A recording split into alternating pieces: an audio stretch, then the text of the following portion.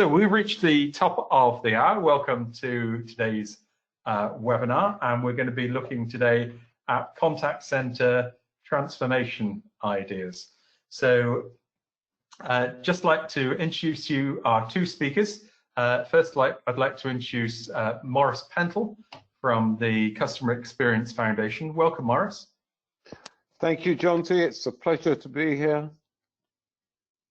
And also delighted to welcome David Wasserman from NICE for his first webinar with us. Welcome, David. Thanks, John T. Looking forward to it. So we're going to be looking at the topic of digital transformation. Maurice, you're going to be looking at some of the quite interesting transformation ideas, and particularly the transformation, if you like, towards the new normal. I'm not sure I'd be happy to call it the new normal. I think the current normal is probably more accurate. I don't know what the new normal will look like because we are actually still in an evolving situation. And I feel like I won't spoil your thunder because you're going to be coming on to that very shortly. And David, you're going to be looking at customer transformation, digital transformation, and also employee transformation as well. Correct. Yeah, we'll cover a lot of ground in a short period of time, but hopefully people are left with a framework on ways to move forward as we continue to transform. Excellent. Well, let's have a look at some of the housekeeping. If you want to watch a replay of today, if you'd like to share the transformation ideas with your management team, then hopefully you'll be able to do that from about just over an hour's time. If you're not already logged into the chat room, let's see how many we've got in the chat room. We've only got 55 of our 158 online so far in the chat room. So now is the time to visit the chat room.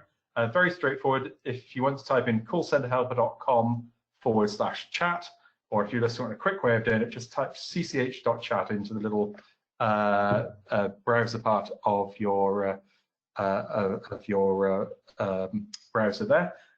It is in a separate window, so you can either do it through your mobile phone or through your browser, but you've got the webinar slides on one side, and on the other side of the screen or on your laptop or on your mobile device, you've got the chat room. That's probably the best way to do it.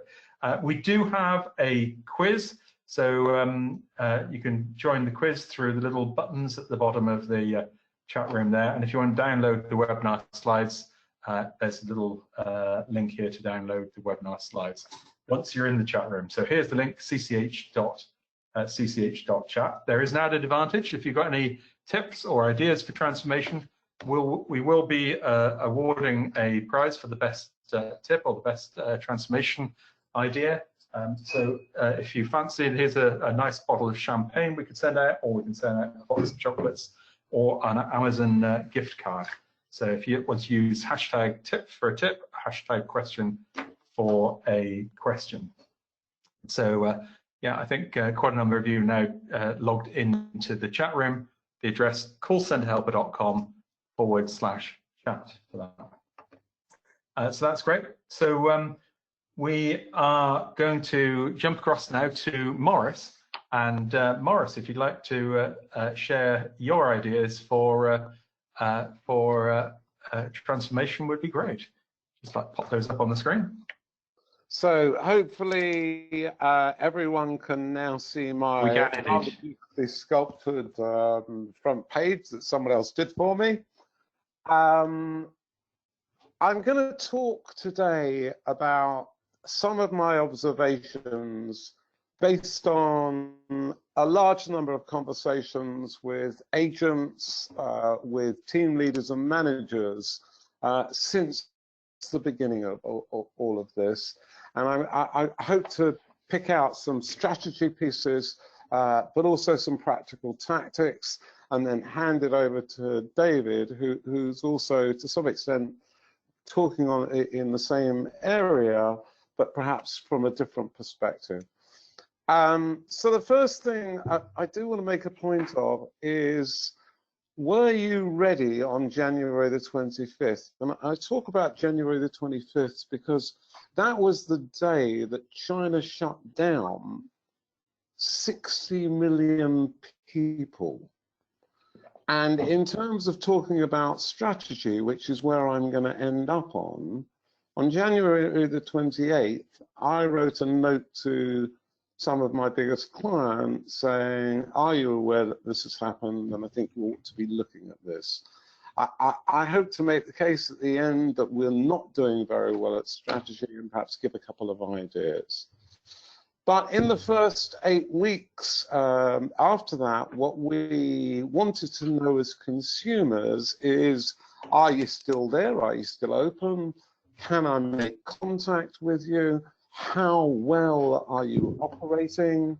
And in that case, I have heard horror stories from clients and from customers who waited 8 hours to try and get through to organizations that were vital to them. And that led to the question, am I vital to you? Because when you're sitting in a very long queue for a long period of time, that question is, Michael, really important to you, and will you be able to help me? Were hugely important.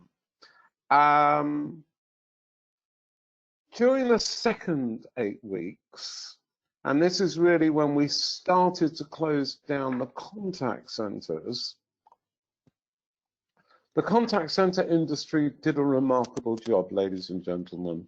We moved the majority of agents out of our contact centers into home working, and no, it wasn't pretty. And yes, it did result in some real challenges, but it was something that the contact center industry should be rightfully proud of. And now the obvious next question that people started to think about is, okay, we've moved all our staff. Well, how do we make things more effective? How do we make people operate in an optimal way? And I think that that's something that we're going to be struggling with for some time. The third thing that I want to say at this stage is we do not see an end in sight of the current situation. We don't know about vaccines. We don't know how things are going to work out. And people's emotional states are dramatically changing as the weeks go by. For those of you in the UK, you might have seen some of the beaches completely overwhelmed yesterday as people behaved as though it was a bank holiday.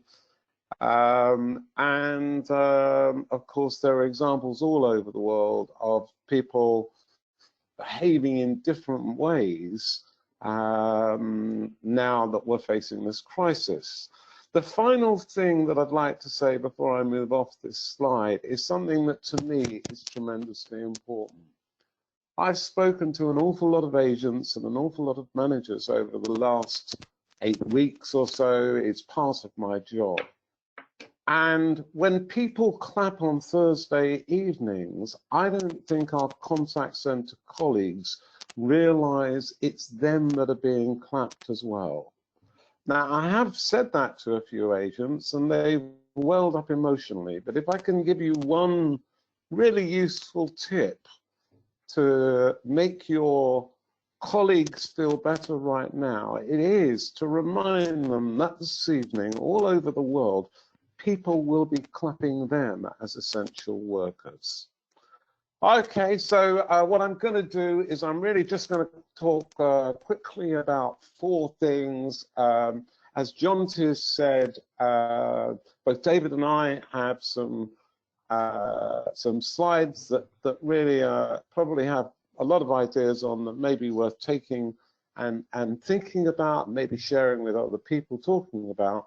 I'm just going to talk about 4 things.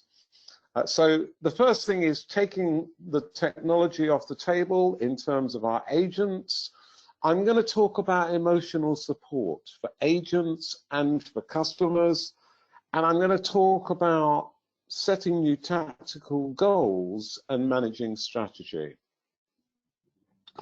So when I talk about taking technology off the table, your agents should not be worrying whether their systems are working properly.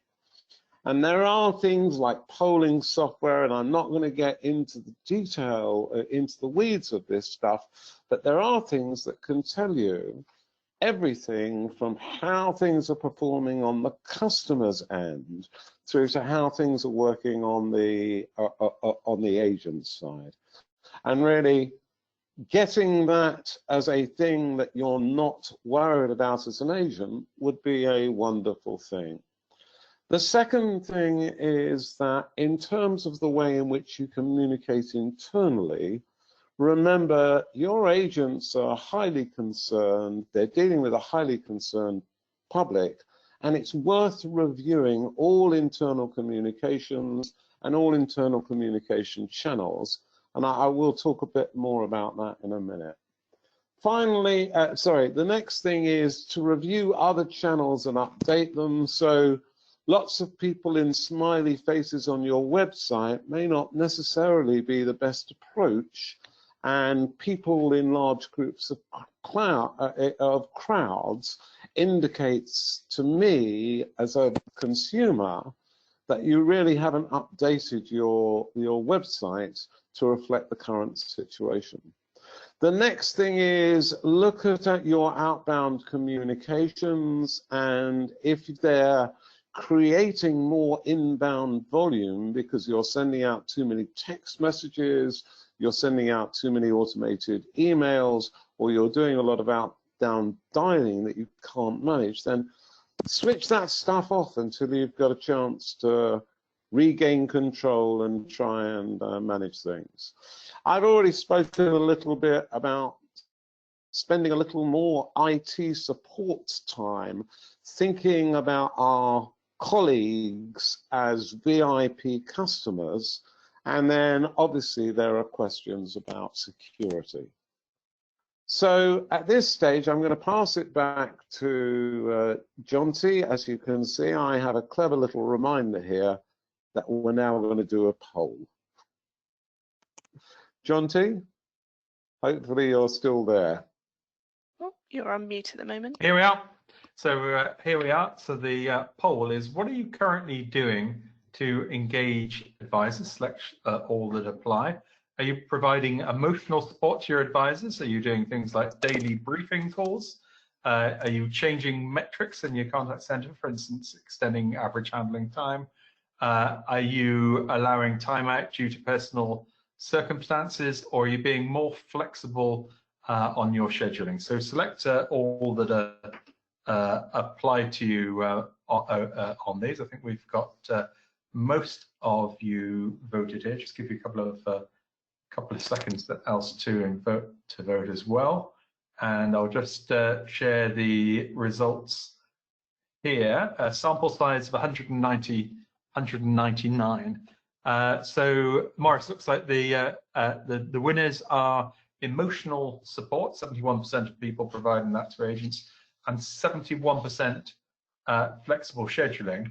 Interesting, only 38% of people have changed metrics as a result of trying to engage with advisors, which I think is an interesting statistic. Well, I'm really pleased to see the number of people who are considering emotional support.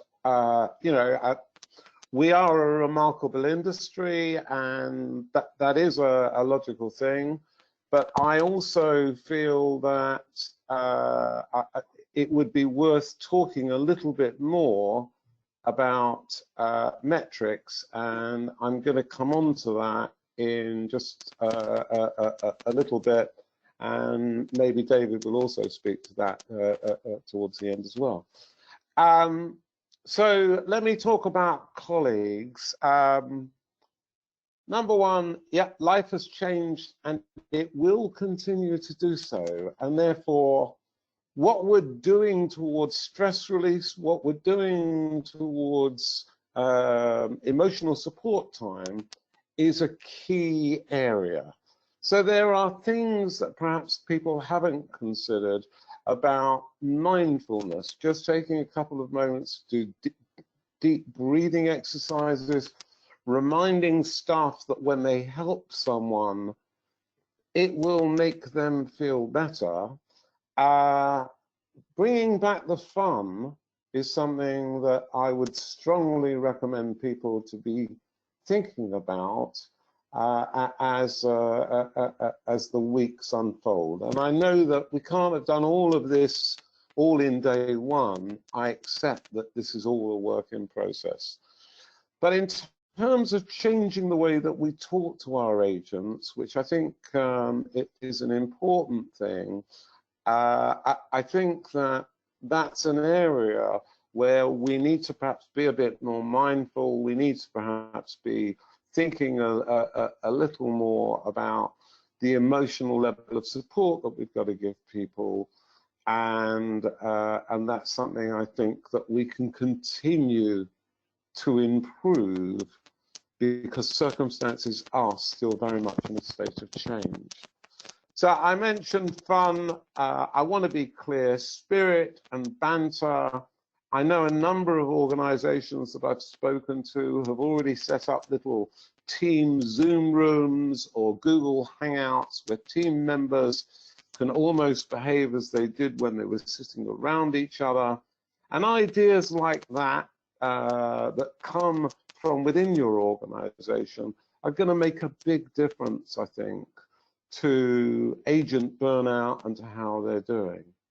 The next thing I just want to talk about briefly, and I know this may seem counterintuitive, is add a little bit of learning to everyone's daily habits. We thrive best when we feel like we are mastering our destiny, when we are learning, when we are on a journey. And one of the habits that I believe that we need to start doing is adding a little bit of, if you like, self-improvement, for want of a better term, to make people feel that they are growing as individuals. And then the last thing is, our working days are built on habits.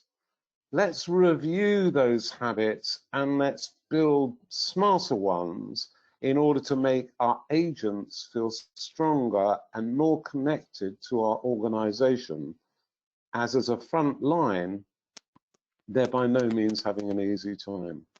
So for customers, emotional support, what does that look like? Well, yes, we all had a huge spike at the beginning. There was general information that people wanted. People wanted access to their own information. For financial services, for a whole series of organizations, utilities, local authorities, government services and taxes, people needed to negotiate out of their new normal. Bear in mind, in the States, I think it's something like 35 million people are now registered as unemployed. I'm not sure of the number here in the UK. Our need to be satisfied, and I've called that FCR, first call resolution, does not necessarily mean that we get the answer we're looking for, but we need to be satisfied that you're going to do your best. And that's a more important thing at the moment if we want to unclog our queues. So again, there's lots of ways to give people emotional support. I've written a number of articles recently on simple things like, if you help someone for 5 minutes, you'll feel better for 15. Try and phone someone and be kind. There are lots of things that we can do to make our customers feel emotionally better, and that will make our agents feel better. And then finally, there's not just a tactical, but a strategic thing. A lot of agents are saying people are talking to them like people. They no longer see them as just the organization. And I think that that relationship between human workers and human customers is something that has dramatically changed and that we really need to be thinking about in terms of the way in which we position our organizations. I can see some disadvantages, but in the majority of places, I can see some real advantages as well. So I'm coming towards the end. Here are the things that I think are important, and this goes to what Jonty was talking about, or rather, what people aren't talking about enough, which is our metrics. So I think wrap-up time probably should change. We need to make sure that our customers feel comfortable that we're ending the conversation and that they're not about to phone us back, because we may have given them the answer, but not necessarily the feeling that things are under control. I think agent and customer support, emotional support, I've talked about. I can't stress enough about redesigning surveys and not reusing old surveys. Old survey data is not relevant to the current situation. How people felt about an agent a year ago is fundamentally different to how they feel about agents today. And the other thing is concentrate on the conversations. If you start listening to what's being said between the agents and the customers, and I know that David has some thoughts on that, if not some technologies, then that's an area where you can probably more clearly understand what's going on. So I think call handling time, I think AHT, FCR, these are all important. I also just briefly want to talk about emotion. And there's a lot of talk about empathy. There's a lot of talk about emotional intelligence. These are all tremendously valid approaches. But we want to be understanding our customers' emotions at a simple level. Emotional intelligence assumes emotional stupidity. Empathy assumes active or passive empathy. This is no time for this. If you can't explain something to a young person in a simple way, then you're talking about emotion in too complicated a way. Conversation was designed by human beings for us to understand each other, but what we say is not what we feel, and when we say it is not the end of the story. So please do focus more on voice of the customer, though I do think it should be called words of the customer, but perhaps today is not the time for that debate. So finally, I'm just going to talk very briefly about strategy. Things haven't changed at all because change is constant. And I want to make this point. When the internet arrived, people didn't pay enough attention to it. When the financial crisis arose, people didn't pay enough attention to it. We have a bad track record in terms of understanding strategy. I said at the beginning, on the 25th of January, China shut down 60 million people. I guarantee that didn't hit the boardrooms of most organizations for 2 months. And that is thousands upon thousands of lives. The numbers of organizations that failed to predict what was going on with the internet, and I could go on and on about a huge number of examples. We need to get better at looking at strategy. We need to see that some conditions have dramatically changed, and we need to understand what lessons we've learned. But the most important thing of all is we don't know. So we are in a continuous state of large-scale change, and how do we adapt our strategy? And I've got an analogy for you that I think kind of covers this. Large ships in the fog will typically send out small boats on lines to tell them what is ahead. And this has been the tradition since we've had sailing ships. If you can't see beyond the horizon, then what you try and do is you focus on the horizon, but you use a variety of tactics. So imagine that your organization right now is a ship in the fog, and send out some small boats because you do not want to crash into an iceberg. We now have a shared common experience with our customers and staff. How do you build on that is a strategic question. And then finally, I don't understand the long-term impacts of $3 trillion being spent. I don't understand the $500 billion that's been spent in the UK economy. I know that in previous eras, when we've had such stresses to our economy that it's broken the economy, then people have done things like bury that amount of debt for 100 years, and that was done after the Napoleonic Wars. It's been done several times. We actually did it in 2008 in the financial crisis. So don't expect things to become clearer. Expect that your key strategy is to be as adaptable and as ready as possible. And really, from me, that's all I wanted to say. I hope you found that useful. And it's my pleasure now to hand back to Jonty and then on to David. Thank you, everyone. Well, wonderful. Thank you very much indeed for that, Morris. We're going to jump across in a minute now to the chat room where we're going to have a quiz.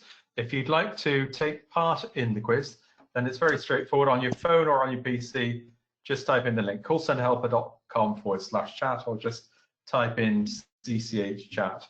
So while you're logging across there, Morris got the voting buttons there. So while you're doing that, I'd just like to ask a question. What did you, if you're already in the chat room, what did you like best about Morris's presentation? Was it his thing saying if you got too much volume, maybe turn off some of those outbound messages, particularly the chief exec saying we're here to help you, but it needs to check the volume in the contact center first. Look after the emotional needs of your employees. I particularly like, Morris, this one, changing voice of the customer to words of the customer is a particularly, I think we need to embed that in a few articles here on Call Center Helper as a little breakout box, because terminology counts for a lot. So if you just like to type in that. So let's have a look at the what have we got now in the quiz. So let's just start here. We've got 98 people in the chat room. So what percentage of customers will unfollow a brand on social media due to poor customer service? Is it A, 29%, B, 39%, C, 49%, or D, 59%? So if you'd just like to vote on the button A, B, C, or D. Is it A, 29%, B, 39%, C, 49%, or D, 59%? If you're not already in the chat room, the link is cch.chat or callcenterhelper.com/chat. So we've got 52 people have voted so far. Just wait for a couple more to come through, and let's close that down then. So the correct answer is C, 49%. Let's have a look. This was a survey by Sprout Social. It said that basically 49% of consumers will unfollow a brand due to poor customer service. So I think we've been looking at customer service as the new marketing. I think that's really quite a key part there. So interesting lesson. Next question. So true or false? Consumers tell 10 friends on average about a bad service experience. So if it's true, put in A. If it is false, put in the answer B. True or false? Consumers will tell 10 friends on average about a bad service experience. Let's have a look at the answer. Well, looks like most of you got this one wrong. The answer was, indeed, it is false. According to American Express research, the actual number is 21. which is more than the double of 10 that was put forward. I think 10 was a traditional number, but that's some of the latest finding from American Express research.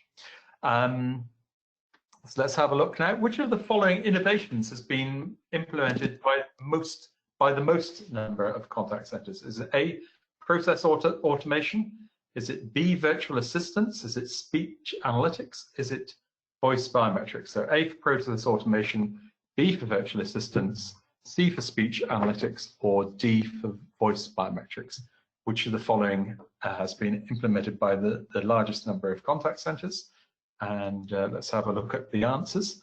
And most of you got this right. So process automation was the right answer according to the survey that Call Center Helper we put out of the different contact center technologies that we had on this. Process automation has been deployed by 31% of contact centers. So encouraging to see.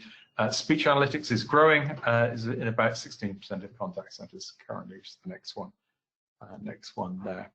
So let's have a look at the next question. What percentage of customers use 3 or more channels for customer service related issues? Is it A, 14%, B, 34%, C, 54%, or D, 74%? What percentage of customers use 3 or more channels for customer service related issues? So that makes it a bit more tricky. The voting's a little slower on this one. So here we go, and let's have a look at the results. The actual answer is 74%. So not many of you got that one right. So the correct answer is D, 74%. This statistic came out of an ICMI report in the States, which found that 73% of contact centers say the complexity of customer contacts is increasing. So the winner is Rotem. So well done for that, and we will be sending a prize out to you. So thank you very indeed for that. But we're going to jump across to the some of the questions that are coming through in the chat room, and let's have a look at some of the top tips and questions that have come through. So we've got the first tip comes in from Brandon, who said, we added additional team huddles to the start and end of each week. Go over the wins and losses and just talk about things going on in general. It's been really good for team morale and building. Morris, I can see you nodding your head to that one. Indeed. Well, here's a nice one from Kelly. I really like this one. Kelly said, we ran a virtual pizza lunch yesterday, where I arranged for the pizzas to arrive at the agent's home addresses at the same time. And we have a video call to eat the pizza together. That boosted morale nicely. I guess there's quite a headache on getting a whole team's worth of pizzas to arrive at the same time. I guess particularly if you manage to miss one, or if the courier driver's late. David, I really like that idea as a way of making the distance work. I think that is a brilliant example. Sorry, David, I didn't mean to cuss across you. I love that. Go on. Yeah. It's a great motivator for sure. Wonderful. We got a question from Tara. How do you balance time to spend engaging with agents and caring for the mental health with the sudden increase in workload? So I guess it's always a problem. How do you find time when you're so busy? Morris, you got any thoughts? So it's going to be different in every circumstance, and I'm not copping out there. It depends on the kind of calls that you're taking, but the best way to strengthen an agent and to help them to perform at their maximum is to help them build appropriate micro habits, little 5-minute things that they can do that will restructure their day in this new but completely the same world that they're living in. Everyone is almost living in a kind of dream at the moment because everything looks the same, but it is completely different. So it's a really difficult question to answer, and I guess my balancing David, thing. does scheduling have anything to do with this? Perhaps putting something into the schedules to schedule a little bit of time out? Yeah, for sure. Go ahead, Morris. Sorry.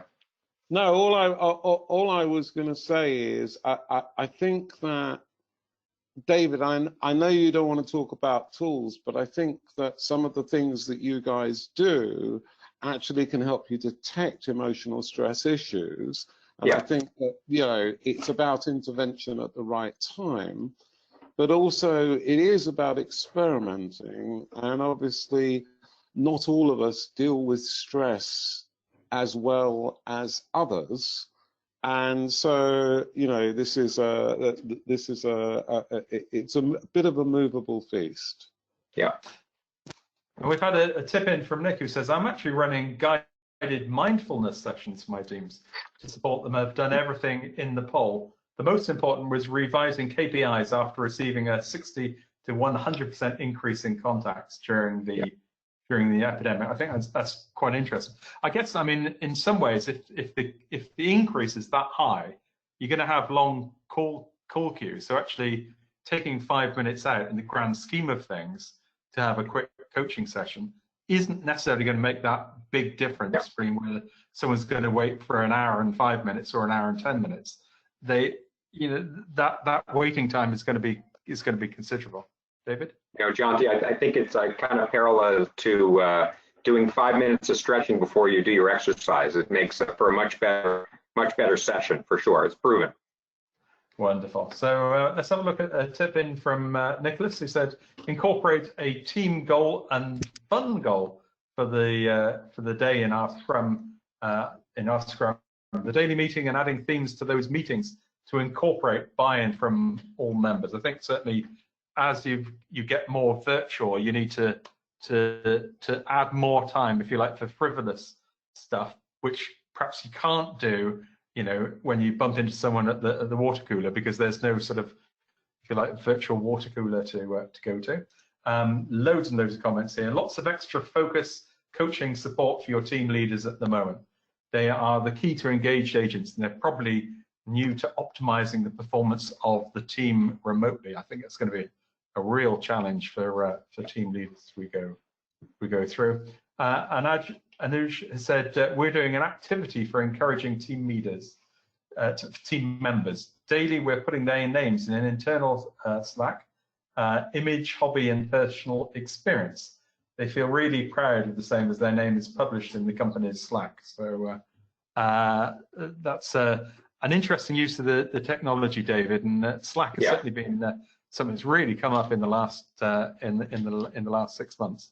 It's an amazing tool, and I think all of these things you're talking to us, Jonty, about the people who are submitting, I just hope it continues as we move forward in whatever fashion that is, that we don't lose that humanity in how we perform and operate together as a team. Well, talking about humanity and some of the new technology tools, probably a good chance for David to share some of your ideas about how we can use technology and humanity to achieve transformation. My pleasure. Can you see my screen? We can't yet. Now we can. Okay, terrific. Well, thank you, Jonty, and thank you, Morris. And before I kick off, I must give compliments to Morris. I think his advice is good for all of us in the industry. And actually, more importantly, it's great life advice. So, Morris, thank you. I'm taking notes for sure. Lots of notes. You must get out more. Oh no, you mustn't. As Jonty said, I'm David Wasserman. I'm with NICE, and I'd like to leave you with a couple of ideas today. One is around transformation, which is the subject of our talk, and essentially that it's an ongoing journey. I think it's probably a good time, based on what's occurred in the world, to assess where we've been, where we are, and potentially where we go. But transformation never stops. The second is I'll offer you a framework, a very simple framework on how to think about the various transformations that can occur within our industry and within the contact center. And last, and I think going back to some of the things Morris said, yes, NICE is a technology company. Yes, I'm a technologist sitting in marketing, but I recognize, and we recognize at NICE, that everything that we're doing as an industry is about humans. It's about the connection of agents to customers and taking care of their needs. So that's something that we should never forget. Just to kind of start off with a Churchill quote, to improve is to change, and to be perfect is to change often. I think if I was there at the time when he said these things, I would just make one minor adjustment. We're never perfect, right? As I mentioned about transformation, it's kind of an ongoing journey. So it's always something less than perfect, but clearly it's important to be adjusting and changing off into the circumstances that we're all faced with. From our perspective, and maybe the current crisis offers a perfect example of this, we view it as its transformation or ongoing transformation, or unfortunately for some, extinction. And I think with the current environment, there will be industries that will be changed forever, and we may never see again. So certainly this particular line of thinking, which we've used over the last months, I think ever more evident in our current environment for sure. As we know, this is how we used to be 8-10 weeks ago. Agents, supervisors, sitting together in teams, working together, solving customer problems, but that's obviously no longer the case. This is today. I think the question for all of us, maybe the reality is actually better. And I think to some of the comments that Jonty talked to us about, maybe some of the things that we're now doing, that this change in our lives has caused us to rethink, to bring more humanity into our business and into our interactions with each other and our interactions with customers and customers with us. This may be actually a better reality. I think the question for all of us is, what's the future? It's certainly not where we are today. It's a continual process, but as we look out beyond the fog, I love Morris's analogy of the boat and looking the fog and kind of sending out those smaller boats up ahead. The question is, what does it look like 8 weeks from now or 16 weeks from now? I would also tell you, to reiterate Morris's point, it's very unclear. I think being flexible and adaptable, which is something that has clearly been now infused in all of us, whether we like it or not, is the right approach moving forward. But the reality of today will not be the reality of tomorrow. It will be different. From what we see at NICE as far as the new realities, and some of these were actually came out in the poll, certainly people told us in the poll that Jonty took, there's certainly an increased interaction volumes for sure. I think to my point earlier, that may be different by vertical. I think in the beginning it was probably anyone and everyone, but maybe it's adjusted some. Longer handle times, that can be due to more complex customer issues.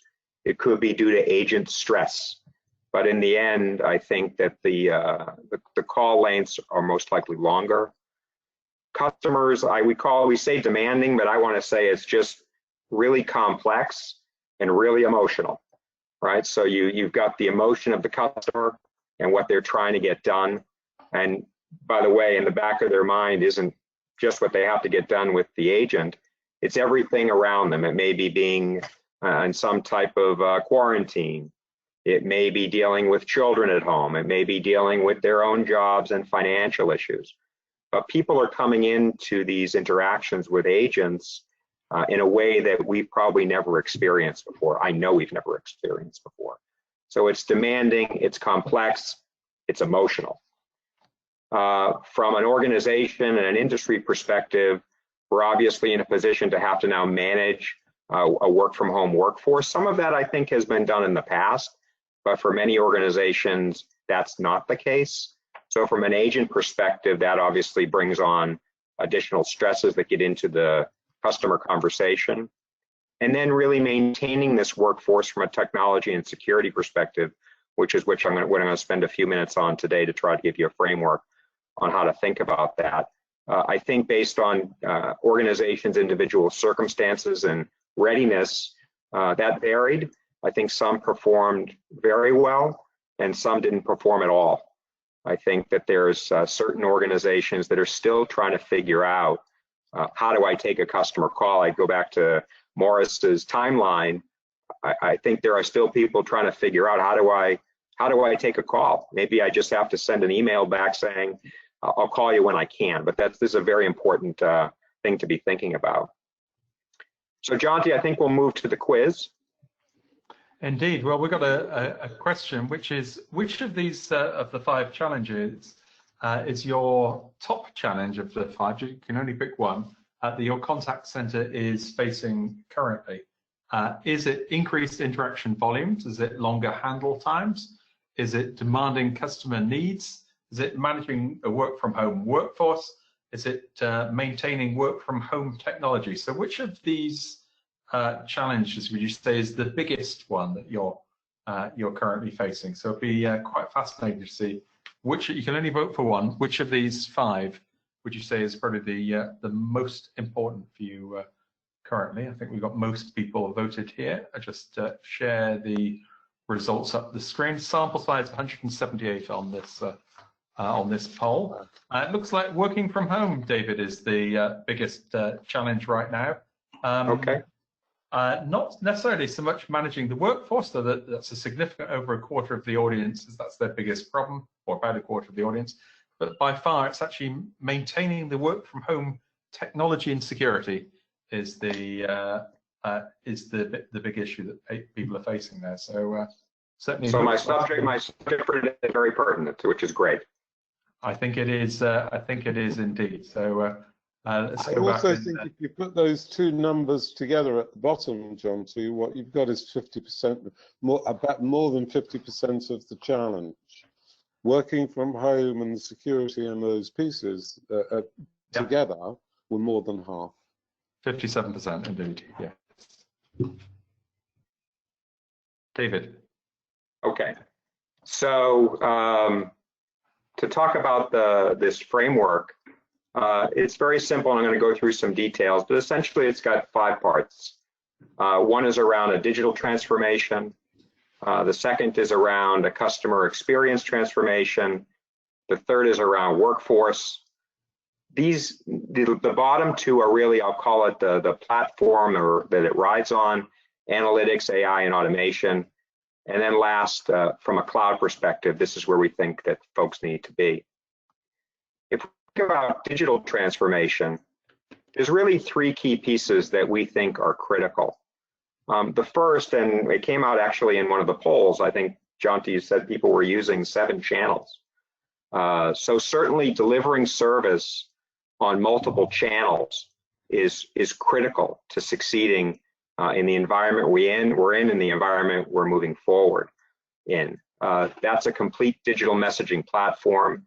And it's not just about the current channels. These channels are continuing to multiply, whether it's social channels, whether it's chat channels, but certainly being able to easily add those channels as they become necessary or of interest to your customer is critical. It's also creating what we call an effortless experience. So what we don't want to have happen is customers are dealing with us on chat, and then we need to talk with them and they say, well could you call me? This needs to be an omni-channel experience. So as customers move from the web to a chat to voice back to social, it's got to be seamless and effortless for the customer to make this a quality experience. And for us as an organization and running contact centers, we've got to be able to manage this, right? So we've got to actually be able to do things like compliance across all of the channels. We've got to be able to schedule across all the channels. We've got to do analytics across the channels, et cetera. And I think one of the comments I think Morris may have made around workforce scheduling, this with agents at home, there may be certain circumstances where people are in a better position to deal with chat because they happen to have their kids out of school that minute versus voice. So I think being able to easily navigate across the channels and put people in the right slots that not only work for their skill sets, but also work for their particular circumstances. We moved away from kind of a one-size-fits-all in that contact center I showed into kind of an agent-by-agent specific issue that has to be dealt with in the scheduling. From a customer experience perspective, clearly it's understanding the customer, gathering insights either through direct feedback, indirect feedback, or operational feedback. One of the things Morris had mentioned was around using things like analytics to understand what people are saying and agents are saying. That's very, very critical. We look at that as indirect feedback. And then it's adapting the experience to be hyper-personalized that works for that particular individual. Clearly, again, as we add a level of emotion, both from the agent and the contact and the agent and the customer, making this hyper-personalized and making this something that people like and want will help kind of ease the anxiety across both sides. One of the ways to do that is connecting people based on personality. We're gonna have another session on this, but really this is about, you know, have you ever met that person, that friend, maybe that spouse that you just felt amazing with? That's the goal here on adapting these experiences using personality and connecting agents with the right customer that works for both. And then it's being proactive. It's really predicting what you really want. It's not having you have to ask or call back, especially again under the circumstances that we're in. The third piece is around workforce. So this is all about the employee. And as I mentioned before, this is a human business. This is not about machines. It's not about technology. It's about people coming to the office or working at home and interacting with customers. So adapting the experience that the agent gets, specifically around their schedule. It may be changing their schedule on the fly, especially under the circumstances we're in.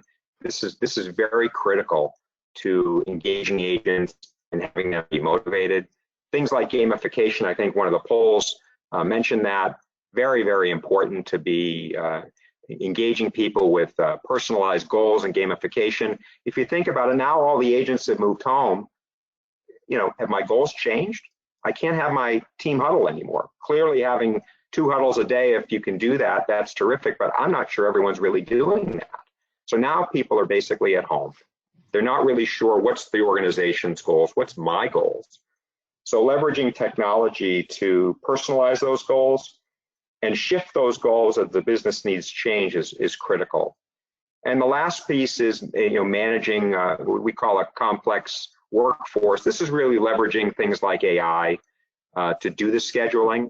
Again, as call volumes change, and I think one of the things mentioned at the beginning of the session was around the fact that people are calling at a different time, right? So if I'm at home with my kids, even though I may be trying to work during my day, I'm not really addressing my, I'll call it personal needs with the service providers that I do business with.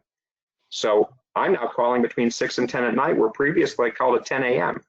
So being able to have a robust scheduling system that can adapt literally on a minute-by-minute basis to adjust and interact with agents to call them back, to take calls, or tell them, you know, you can take a break. It's very, very important. The fourth piece, which the fourth and fifth are really around, I call it real hardcore technology. And things like chatbots, I think, have come into vogue now and actually being used in a very active way, at least giving people some response. And I think that's what people are looking for when they're trying to get a hold of us under these circumstances. At least tell me that you're there, give me maybe a quick answer, and chatbots, I think, perform a great function to do that.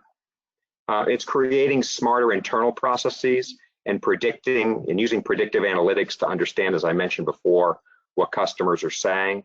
But, you know, we've now changed, I'll call it the supply chain within the contact center, and using AI to understand that supply chain and tweak that supply chain to be as effective, efficient, and as human as possible is critical. Last piece, this is where I think attended robotics plays a big role. Now I'm sitting at home. I used to have my supervisor next to me. I used to have my team lead around me. wouldn't it be nice to have a desktop agent that at least guides me through processes that maybe I haven't had to deal with before? It can even be recognizing the emotion of the customer where I may not have picked that up and suggest to me things that I can say or do to try to improve the experience. But it's also about telling me about new policies and procedures, especially I think in the financial services space, with things going on with people wanting mortgage assistance, people wanting small business loan assistance. How do I have an understanding very quickly of the new rules that those people have to be under as it relates to their prior loan or potentially getting another loan? I think this is where attended automation can make a big difference. The last piece, which I think is actually one of the most important pieces, although it's not a human thing, it's around cloud. What we've seen in our business is those customers who were on our cloud platform, and we have a mix. We have many customers on premise, we have many customers on cloud. Those customers on a cloud solution were better able to move forward and move agents home than those on an on-premise solution. That's just the facts. And I think as volumes have varied over time, the cloud platform has showed some unique capabilities that I think all of us knew were there, but now we've got real live test cases, use cases to say, yes, it worked and it actually worked better. I think the other thing is, as you think about a cloud platform, it's not just about one piece about the routing. When the agent moves home on a cloud platform, they log in and everything looks like it did at the office, all of those solutions. So I think making sure that you've got a solution that kind of cuts across all of the critical elements of running your business. And the last piece is, as I mentioned, we have many, many customers that are on our on-premise solution and have been very happy. I think as they now talk to us more seriously about cloud, given the circumstances, offering them a flexible migration path. It's not an all or none. It's not a today or never. It's a gradual approach. I think going back to, again, what Morris said, we're not through this. And I think more importantly, our world is constantly changing and evolving, and I think in some respects getting more volatile. So making sure you have flexible migration paths is critical. Just for the sake of time, this is kind of, I'll call it the last slide, and I'll hand it over to Jonty. But basically, we look at this platform as providing an experience transformation for your customers and your agents. It's got multiple components, and I think you have to kind of assess where you are, as I mentioned at the start of our talk today, where you are, where you've been, where you're going, knowing that the future will continue to be volatile and changing, and it's important for us to change. So thank you. Off to you, Jonty. Thank you very much indeed for that, David. And if you'd like to see a demonstration of the nice contact center solutions, I'd just like to put that into the box, and I'm sure David would be only too happy to arrange that for you. So I certainly like the way, David, you broke that down into customer transformation, digital transformation, and workforce transformation, and certainly very fascinating to see the way that the whole industry has changed. I think a lot of people have gone through a lot of transformation already. Well, we're going to have a look at the chat room and have a look at some of the top tips and questions that come through. Got time for just a couple. Gary says, we're in a new way of working where communication methods and ways of working have changed. So running new contracting sessions and agreeing new ways of working with teams remotely is really important for the right support. Paula said, we use Workplace from Facebook across our teams. I'm not familiar with this product. It's really engaging, keeps people connected with when video calls or other connection methods are possible. It's cheap and user-friendly. Is that that's presumably a bit like Slack, I'm guessing, David? Yeah, exactly. Not as well known, but yes, that type. And here's an interesting one from Shay. Our teammates or agents are encouraged to create memes of themselves working from home or on site. A financial service we are essential, and then shared with all teammates via newsletter. I think that's quite an interesting one of creating memes. Got a question in from Dan who says, Our companies experience issues around working from home and agents' home insurance. Across Europe, I'm finding conflicting advice on how home insurers are reacting. Don't know on that one, but if anyone's got any things in the chat room. And here's an interesting one from Kerry. Remember, if your agents weren't multi-skilled across multiple or omni-channels before working from home, then they will need effective onboarding when new channels are added. Just because we're working from home doesn't make us everyone's super agents. Or your business focus switches to a different channel. These conversations and training should be ongoing, with support readily offered to ensure employee engagement. So we've got loads more tips.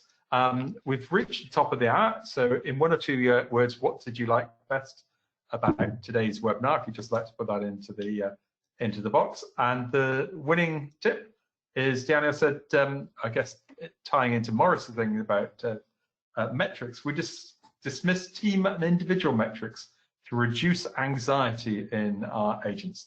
This allowed them to just focus on the customer and first call resolution. So Danielle will be aiming to contact you with to get a prize out to you.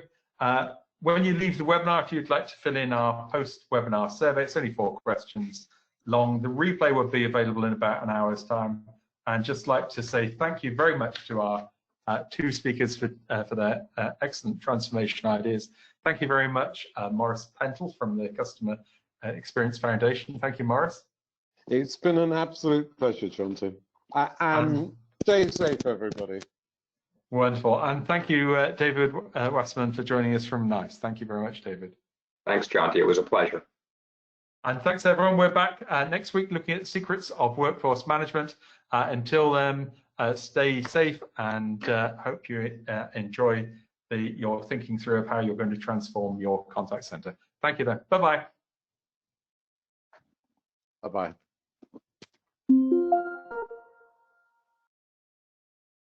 And then there were 2. Yeah.